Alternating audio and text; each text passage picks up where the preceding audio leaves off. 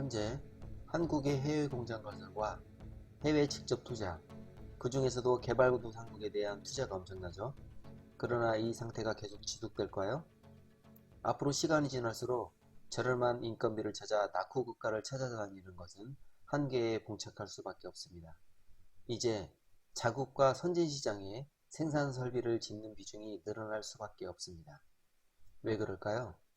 첫 번째로 이유를 들자면 미국은 그동안 냉전이 해체되고 세계를 제패한 국가로서 수많은 이득을 취했습니다. 원유와 천연자원 등을 유리하게 선점할 수 있었고 기축통화의 지위를 누렸으며 무역과 관세를 유리하게 통제했고 패권 국가로서의 세계 인재를 흡수하여 첨단 산업을 육성했죠. 이처럼 가장 힘있는 나라로서의 권리를 마음껏 누렸는데 개방되기 전에는 세계 경제 규모나 무역량에서 보잘것없던 중국이 정치, 경제, 군사적으로 급성장하여 어느새 미국 스스로 패권국의 지위를 위협당하고 있다고 판단할 만큼 커지게 돼 통제를 해야 한다는 생각을 갖게 되었고 중국 또한 국력만큼이나 미국이 구축한 질서에 순응하고 싶은 생각이 없는 상태입니다. 미중 간 패권전쟁에 따른 자국 우선주의와 미중 양진영 사이에서 세력 재편이 이루어지면서 미국은 첨단 기술 분야에서 중국의 발전을 저지하고 중국을 제외한 공급망 구축과 미래 산업을 자국에 유치시키기 위해 주요 글로벌 기업들을 압박하고 있습니다. 반면에 중국은 막강한 인구와 국토 규모를 바탕으로 자국에 수출하거나 휘토리 등 미래 산업의 핵심 원자재를 받고 싶으면 자기 눈치를 봐야 할 것이라고 압박하는 중입니다. 결국 인건비가 저렴한 국가에 공장을 지으면 전 세계 어느 곳이나 무역 장벽 없이 자유롭게 수출할 수 있는 생태계가 점차 약화되고 있으며 자국 우선주의로 각 진영이나 선진 시장에 지속 수출하고 차별받지 않으려면 인건비 등에 개의치 않고 공장을 지어야 되는 상황이 펼쳐지고 있습니다. 두 번째로는 저개발국으로 유입되는 선진국의 막대한 직접 투자로 필연적으로 저개발국가의 경제가 성장하고 있고 그 수준만큼이나 인건비의 상승과 노동권의 신장에 따라 인력관리의 어려움은 지속 가중될 것임은 자명한 상황입니다. 우리나라의 상당수 기업이 저렴한 인건비와 시장 규모를 쫓아 중국, 베트남 등에 편중해 투자를 하고 있지만 해당국이 지속 발전한다면 결국 해당 국가의 공장을 이전한 주요 사유와 마찬가지로 보다 생산 비용이 저렴한 나라로의 이동을 생각할 것입니다. 그러나 양질의 인력을 풍부하게 공급할 만하고 정치 사회적으로 안정된 나라의 수는 한계가 있기 마련입니다. 자국과 상호 비교하여 조금 나은 수준의 국가라면 향후에는 차라리 국내에 공장을 설립하는 게 나을 수 있다는 계산이 나올 수밖에 없는 것이지요. 세 번째로는 코로나 팬데믹은 물류의 이동을 정체시키거나 무역망을 와해시키면서 물류 대란을 야기했는데 이로 인하여 원자재 쇼티지로 생산자 물가 지수가 급등하면서 미중 패권과 더불어 국제 문업 체계의 약화에 큰 영향을 미쳤습니다. 문제는 앞으로 코로나 팬데믹과 같은 현상이 주기적으로 반복될 수 있다는 경고가 나오는 상황에서 미국을 위시한 주요 선진국들은 글로벌 분업 체계가 언제나 좋은 방안이 아니라는 것을 깨닫게 되었습니다.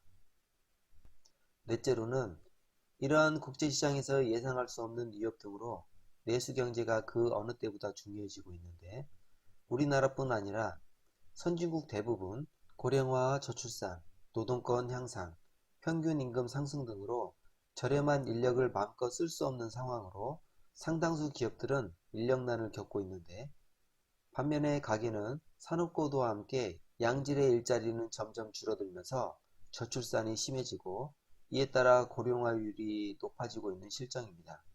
이는 생산 가능 인구의 지속 감소를 의미하게 되어 기업들의 인력난이 점점 가중되는 악순환이 반복될 여지가 있습니다. 이 때문에 저출산을 타개해 불균형적인 인구 피라미드의 문제를 해결하고 내수 경제 규모를 유지하기 위해 정부에서는 해외 투자가 아닌 지속적으로 국내 투자를 장려할 수밖에 없고 해외 선진국 또한 마찬가지인 상황입니다. 이렇게 열거했던 여러 사유로 말미암아 리쇼링이 중요한 화두가 되고 있습니다. 이제 우리나라뿐만 아니라 선진시장에 제조시설이 늘어날 텐데, 문제는 대부분 리쇼링하는 산업은 첨단 제조시설이거나 산업 고도화로 인력이 점점 필요하지 않은 산업이 주를 이룰 것이라는 점입니다. 이렇게 산업의 특성상 인력 수요는 감소하는데, 인건비와 노사 문제의 회피, 이윤의 극대화를 꿈꾸는 기업의 생리로 인하여 그동안 공장 자동화에 대한 고민에 그쳤던 제조 생태계가 첨단 기술의 발달과 함께 기업들은 국내나 선진시장의 공장을 짓되 점점 더 스마트 팩토리로 바뀌는 것은 필연적인 미래의 모습이 될 것입니다. 현재 국내 주요 대기업들의 자본 유보율을 보면 막대한 현금을 쌓아두고 있는데, 향후 기술이 첨단화될수록 생존하는 기업의 이익은 지속 증가하는 데 반해 점점 고용이 축소되면서 국민의 상당수는 가난해지는 현상을 피할 수 없게 될 것입니다. 더욱이 미래 산업으로 대두되고 있는 빅데이터, AI, 클라우드, 메타버스 등에서 선도하는 기업들의 이익률은 기존 굴뚝산업의 이익률과는 비교할 수 없을 정도로 클 것임은 충분히 예상 가능하죠. 즉, 기업이 벌어들이는 이익은 이전과 비교해 계속 늘어나거나 불변하고, 국민 소득은 감소하지 않는데도 인력은 점점 필요하지 않고 공장은 통제 감시하는 고급 인력만 필요한 세상이 도래하게 될 것입니다. 이 때문에 국민 간 빈부격차는 심화되고 점점 가난한 국민의 비율이 높아질 수밖에 없는 상황이 초래될 수밖에 없습니다.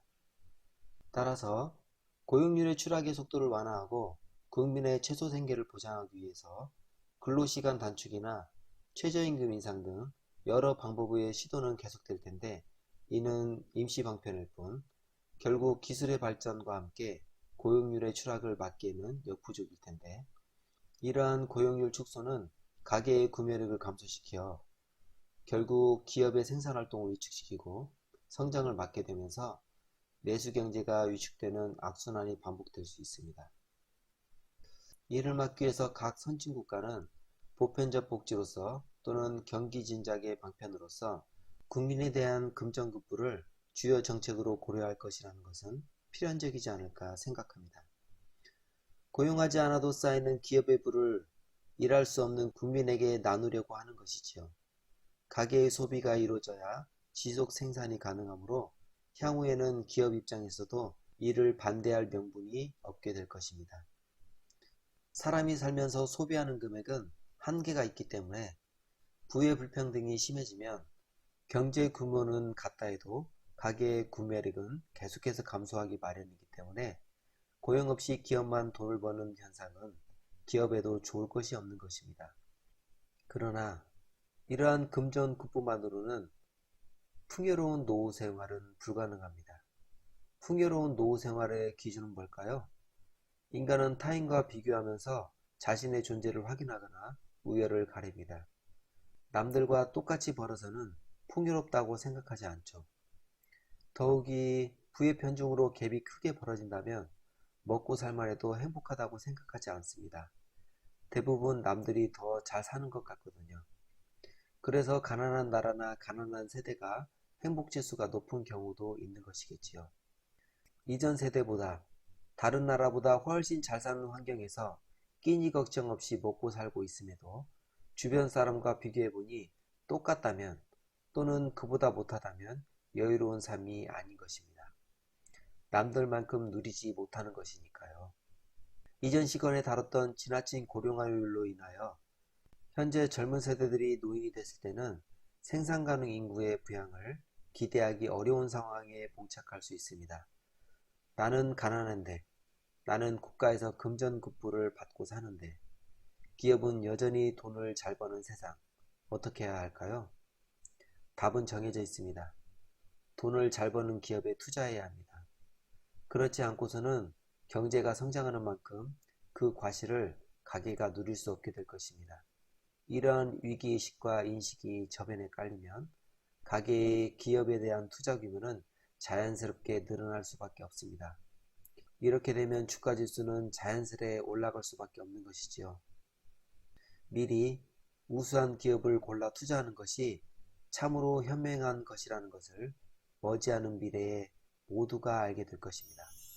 그 전에 여러분 움직이십시오.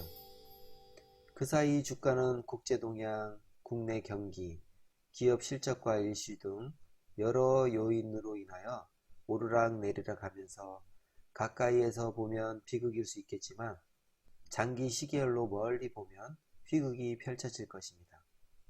우수기업을 골라내고 꾸준히 기업 정보를 갱신하면서 분할 매수가 필요합니다. 요약해 보겠습니다. 첫째, 제조시설을 선진시장, 자국시장에 투자하는 것을 언제까지 회피할 수 없습니다. 둘째, 제조시설이 지속 유입됨에도 불구하고 스마트 팩토리의 일반화와 첨단 기술의 발전으로 인력의 수요는 지속적으로 줄어들고 경제 규모는 줄지 않는데 반대로 가난한 국민은 늘어날 수 있습니다. 셋째, 이로 인해 기업의 생산활동을 유지시키고 비고용 인구의 구제 또는 최소한의 생계보장을 위해서 선진사회가 될수록 기술이 발전할수록 국민에 대한 금전국부 정책은 만들어질 수밖에 없습니다. 넷째, 미래의 국가는 가계의 수입을 만들기 위해 기업에 필요하지 않은 고용을 강제할 수 있겠지만 고용이 없는 것이 훨씬 효율적이고 생산성이 높게 돼 고용률 향상에 힘쓰기보다 납세액 증액을 통해 국가 경쟁력을 향상시키고 사회복지를 강화하는 방법을 선택할 수 있습니다. 다섯째, 기업은 인건비 절감과 노동환경의 안정, 제조시설의 첨단화로 수익의 극대화가 지속 이루어질 것이나 국민은 국가의 금전극부만으로는 충분하다고 생각하지 않을 것이며 실제로 가계경제는 풍족하지 않을 가능성이 높습니다. 결국 풍족한 생활을 기대하는 가계라면 점점 부가 집중되는 기업에 투자하지 않고는 그 이익의 과실을 충분히 함께 누릴 수 없게 된다는 것입니다. 다시 한번 강조합니다. 좋은 기업에 투자하지 않으면 기대 수명은 지속 느는 상황에서 여러분의 안락한 노후를 보장할 수 없습니다. 갈수록 기업에 투자하지 않고는 살아갈 수 없으며 기업에 대한 개인 투자자의 규모는 장기적으로 계속 늘어날 수밖에 없고 지수는 장기 우상향할 수밖에 없습니다. 대부분의 사람들이 투자하기 전에 미리 우수기업에 투자해 놓으십시오. 그럼 투자를 해야 한다는 것은 알겠는데 어떤 기업에 투자해야 될지는 모르겠다고요? 아무리 장기 시계열로 보면 주가 그래프가 상승할 것이라고 하더라도 모든 기업이 성장하지는 않습니다. 한 개 기업에 투자했다가는 내 소중한 재산이 소멸되기 딱 좋겠지요? 미래 비전이 있는 기업이 뭘까요? 어떤 기업을 선택해야 할까요? 자, 요즘 시기에 눈에 띄게 각광받는 기술들이 있습니다. 이 모든 기술들이 하나같이 한 가지 산업과 연결되어 있습니다. 오늘 얘기한 내용에도 언급되어 있죠. 다음 시간에는 이에 대해 이야기 나눠보도록 하겠습니다. 구독과 좋아요 꼭 부탁드리고 제 영상을 보시고 의견이 있으신 분은 댓글 남겨주세요. 끝까지 시청해 주셔서 감사합니다.